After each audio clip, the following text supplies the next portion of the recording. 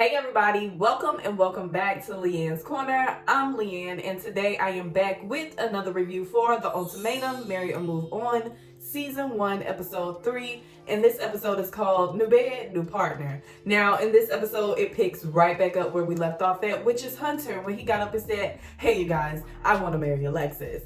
And then after all of the proposals, we got right back into the couples choosing who they want to spend the next 3 weeks with. And then in the end, we got a little sneak peek as to what the first night was like with the couple. So before we get into any of that, go ahead and do me a favor and hit that subscribe button for me. Turn on that post notification bell if you haven't already. Don't forget to be active in those comments and share my videos as much as you possibly can.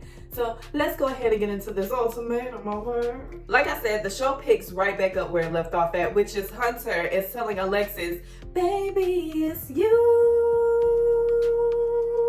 The way you walk, the way you talk, the way you say my name, you. Hunter had to let Alexis know, look baby, I don't need to search no more, okay? It's you. Everything that these other women have to offer, I got all of that in you, okay? So baby, there is no need for me to go looking any longer. It's you, I want you. And of course, Alexis says yes, and everybody is super ecstatic and happy for these two. And what irritates me the absolute most with Hunter proposing to Alexis is the fact that I felt like this man knew that he wanted to marry Alexis prior to coming onto the show. Because if you think back to episode 1, where he said, I am at a point in my life where I can answer if I want to marry Alexis or not. And she was like, well, if you were, you would have been answered it by now. And I feel her on that. Then I was questioning, okay, so if you're at that point in your life, then why are you on this show? And with him proposing so early on in the season, it makes me question, why the fuck are you on the show? And then another part of me thinks that maybe Hunter wanted to see what else was out there for him before proposing to Alexis. But I do hope that these two are still together till this very day. But I don't know. Drop y'all comments down below and let me know what y'all think. Are we on the same page? Like, give me some insight. Let me pick y'all brain for a little bit. Meanwhile, we have April whispering to Jake across the room that he better propose to her next. And I'm like, April, girl, just chill out. Just calm down. It is not that deep. It is not that serious. April, to me, gives me middle school, high school girl who this is her first boyfriend and she's very clingy and she don't know how to act.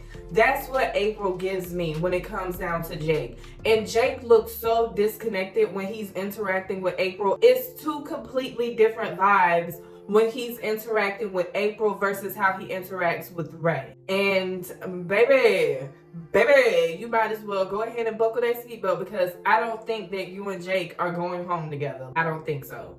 And then we have Nate across the room whispering to Madeline that he's gonna choose her. And she's looking at him like, what the fuck? And my question to Nate is, how in the hell did you think that you was going to choose someone who already established with somebody else that they are going to spend the next 3 weeks together? Like, how did you think that you was gonna come into the mix and change that?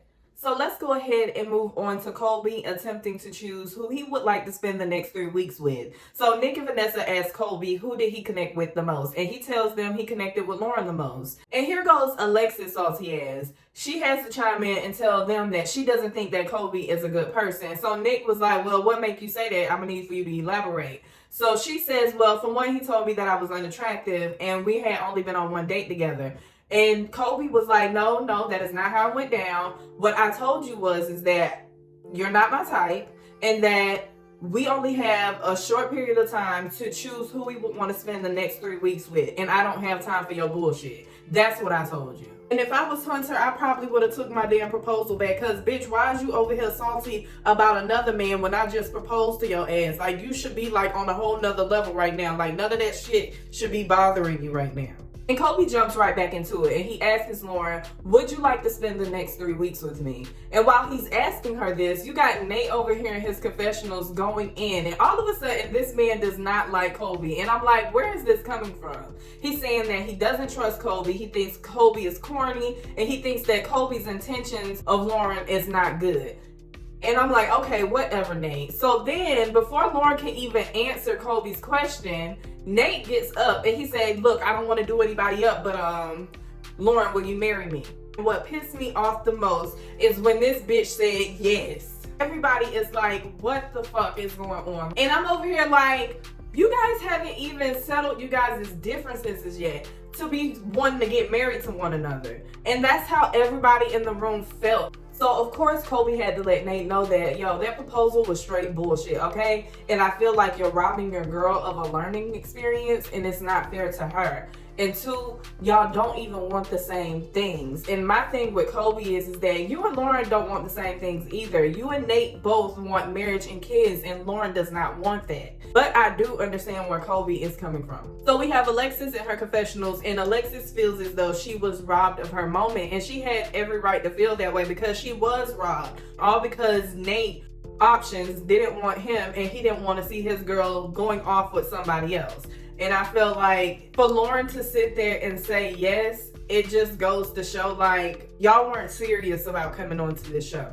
So Kobe tells April, you know what, fuck them. And he asks her, do you want to spend the next 3 weeks with me? Because I honestly feel as though we'll learn a lot from one another and that we'll get a lot from this experience. And I promise you that you did not go unheard. And April tells him, you know what, I'm actually glad that things did happen this way, because the two people that I chose are not an option anymore. So I would like to spend the next 3 weeks with you. But first, let me just go ahead and say that, first of all, it is not fair for you guys to steal from Alexis and Hunter's moment. Second of all, some of us are actually here to gain something out of this experiment.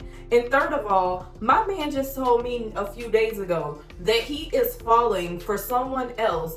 And that shit has me terrified. And I'm pretty sure if you guys would have had the same exact conversation with your significant other, you guys would be feeling the exact same way I'm feeling. So either you guys are here to gain something from it, or to see if you guys need to fix the relationship that y'all are in, or if you guys need to leave single, or whatever the case may be. But whatever it is, if you're here to gain something from this experiment, act like it. If not, go the fuck home. Now let's go ahead and move on to the couples in their first night together. Now, Lauren and Nate, I know they don't count, but we're going to talk about them because we got a chance to witness the conversation that they had. And Lauren let him know, look, I am not going to walk down the aisle with you if you feel as though you have to sacrifice not having kids just to be with me. If we have to go through therapy, whatever we have to do to make sure that we're on the same page and we're truly doing this because we want to be with each other, I'm down for it. But until then, I am not walking down the aisle with you. And my whole thing is why even say yes that you'll marry him if you guys ain't worked y'all shit out yet? Like, anyway, I hope we don't see them until the last episode. Now let's go ahead and move on to April and Kobe. Now both of them are outside of the hotel, what it looks like to be the hotel, and they're both venting to one another about what just happened. And April is just flabbergasted. She's like, look, I spent more time with Hunter and Nate than I did with Kobe, and the fact that I'm spending the next 3 weeks with him versus one of them is just mind-boggling to me. And it's like, girl, April, let's be honest. If you go back to episode 2, you was all over Kobe until he told you that he was not interested in you. So let's not act like you ain't happy with this choice, okay? Because I think you're low-key happy. He was your first pick, boo. And then you have Kobe, he's venting and he's like, I just feel as though he robbed her of a chance of this experience. And it's like, Kobe, let's just be honest. Everybody, let's just be fucking honest, okay? The reason why you feel as though she was robbed is because you wanted to spend time with Lauren and you're attracted to Lauren. That's the only reason why. So April and Kobe both agreed that neither one of them chose each other, but what they're going to do is that they're going to make the most out of this experiment and they're going to try to gain as much as they possibly can so that way they can be a better partner to their significant other. As April and Kobe are getting settled in, they pop a bottle of wine and they're talking about how weird it is for them to even be sharing a bed with each other because for one, they don't know each other. They're complete strangers to one another. They met each other literally less than a week ago. And two, the only person that they've shared a bed with is the people that they came here with within the past few years. So I do understand how awkward it can be because it's a complete stranger. Like, I hope a thorough background check was did, which I'm pretty sure it was. He feels as though April isn't the type that'll try to kill him, so he's good. So now that it's about time to get some shut-eye, April and Colby, they're laying in the bed, and Colby is asking her, like, why do you like to lay on that side of the bed? Is it because you're further away from the door? And April was like, no, I just like to cuddle, but I try to stay on my side of the bed. And Colby was like, oh, touche, because I naturally migrate towards the other person when I'm asleep. So if you feel something, just give me a few donkey kicks and I'll be back on my side of the bed.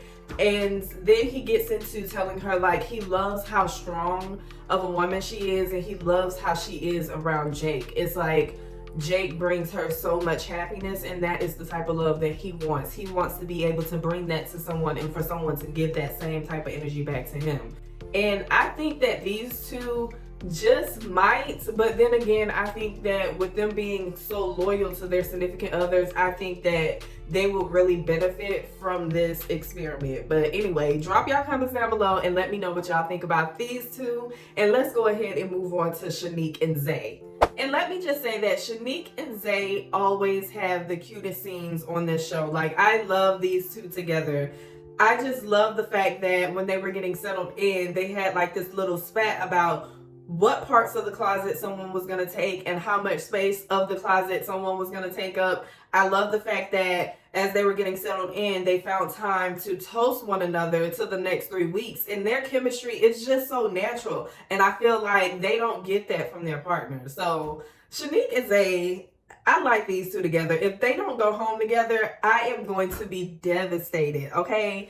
Devastated. And one thing I do love about Shanique and Zay is how open and honest they are with one another, because Shanique lets Zay know right off the bat, look, I have never lived with a man before. And it's mainly because I like my own personal space, you know what I mean? And I like to be naked. I like to poop naked. I like to sleep naked. I like to cook naked, okay? I just like being naked. And two, I have a lot of pet peeves. Like, I hate when the toilet seat is let up, and I hate when people don't get their piss off the toilet. And Zay had to let her know, like, well, there are some things that you do have to, like, sacrifice. And let's just talk about how stuck Zay was when Shanique said that she likes to do everything naked in her home. He was stuck. You could tell he was fantasizing a little bit. But I love how respectful Zay keeps it. He doesn't get out of pocket. He doesn't get perverted. He just keeps it so grown. It's just like, it's so foreign. Now, Zay, on the other hand, he has lived with his exes in the past, so this is nothing new to him. So Zay let Shanique know that even though it's been only a few days, she has matured him so much in so many ways, and he loves the fact that she challenges him, and he feels as though he needs that, and that if you're not challenging your partner, you guys aren't helping each other to grow. And Shanique lets him know that she likes when he challenges her, and she thinks that she needs that. It's nice to have someone say that, oh, you were right, but let's look at it this way. So with these two, I think that they're going to learn so much more from one another, and I think that it's going to grow into something more than learning, just a learning experience. So they're getting ready for bed, and Shanique steps out the bathroom with her ass cheeks hanging out the bottom of the pajama shorts. And Zay is over there trying to hold his composure to the best of his ability. So as Shanique is walking into the room, she has these two pictures in her hand, and she's telling Zay, look, I'm gonna hang these up in my room. And Zay's like, no, you gotta get used to saying our room, because this is our room now. And so Shanique's like, okay, whatever, but let me just tell you, I am very attracted to you, and I do really feel good about choosing you. Just don't prove me wrong, okay? And Zay is like, look, boo, I got you, okay? I got you. So then they establish as to who's going to be sleeping where. And Shanique said that she'll feel more comfortable if Zay slept on the couch. So Zay was like, that's fine with me, because I've actually had to sleep in a car for like almost a year. So that just led me to believe right there, like maybe at one point in time, Zay was probably homeless. And I hate that if that was the case. I hate that he had to go through something like that, because that type of life is no joke. But anyway, let's go ahead and move on into Madeline and Randall. So Randall made it very clear that Madeline was his A1 since day one, and that he thinks that he can learn so much from Madeline, and that she'll bring out the best in him. And I'm like, as far as what? Tricks in the bedroom? Because that's all you guys talk about is sex. Example, when Madeline was trying to adjust the thermostat, and she was like, well, I normally keep my thermostat on 69. You know, we can do 69. And I'm like, bitch, why everything gotta be so sexual with y'all? Like, why? I get sexual attraction, but goddamn, it's other shit to talk about. Another example, when they were playing the Truth or Dare game, Madeline dared Randall to pretend to be an escort. And I'm like, God. Like, why you ain't trying to get no tea on this man? Like, you literally just want to see what the D is like. That's it. Because you're not trying to get no tea on this man. You're not trying to really see what type of man this man is. No, none of that. You're just simply there to see what the D is like. And he's over here talking about he's Big Daddy Randall. And she looking like, I like that. And I'm like, I bet your ass do, bitch. So Randall's in his confessionals and he's saying that hopefully by the end of this experiment, he will fully know what he wants. I really do hope so, because you really got me thinking that you this type of thought out here. Like, you just be burning through bitches. As they're laying in bed, Madeline tells Randall that she chose him because he was an obvious choice. And she was sexually attracted to him, of course. And it's almost as if they're not talking about sex, an actual conversation is awkward. I think that Madeline is going to realize that Randall is not what she thought he was, and she's going to try to run back to Kobe. Drop your comments down below and let me know what y'all think about these two. And let's move on over to Ray and Jake. Now, here's another couple who is extremely sexually attracted to one another. And let me just say, these two know how to have a conversation outside of sex, unlike Madeline and Randall. Now, they're getting settled in and they're sitting at the dining table, and Ray is telling Jake that it was very hard for her to choose Jake. Even though she was sure about choosing Jake, it was just very hard. And she said that she kind of felt guilty, especially with Zay in the room with her. She also said that it almost feels as though she's cheating on Zay. And she's also aware that they might bump into each other downstairs when they're going to get breakfast or whatever the case may be. Jake said that he feels as though everybody is just doing what's best for them. Whether if that's fixing their current relationship or moving on with the new relationship, or if it just means leaving this place alone. And they think that people don't think about that third option. And they're both in bed, they're taking shots, they're acting goofy, they're being silly, and Jake's in his confessionals, and I'm guessing the producers asked him if he would have sex with Ray. And he was like, hell yeah, I have sex with Ray. Who wouldn't? If anybody tell you they wouldn't, they'll be lying to you. And I'm like, oh, Jake, I can't wait until they play this shit back on the last episode, because I'm just intrigued as to what some of these reactions are going to be for these people, if it's the type of reunion that I'm thinking of. But then we have Ray in her confessionals, and she's saying that sex is very important in a relationship, and if anybody tells you that it's not, they'll be lying to you. And with these two, like I said, it's sexual attraction. I don't think that these two will be leaving here together, or if they do, I don't think that they'll be together for long. I think it's very much so sexual attraction, and that they're young. That's it. I go. But anyway, I just want to say that this episode could have been so much better, and we could have seen so much more with the couples last night if Nate wouldn't have proposed to Lauren and caused this big old commotion. But anyway, you guys, that is the end of the ultimatum. So drop your comments down below and let me know what you guys think, and I'll see you beautiful people in the next one.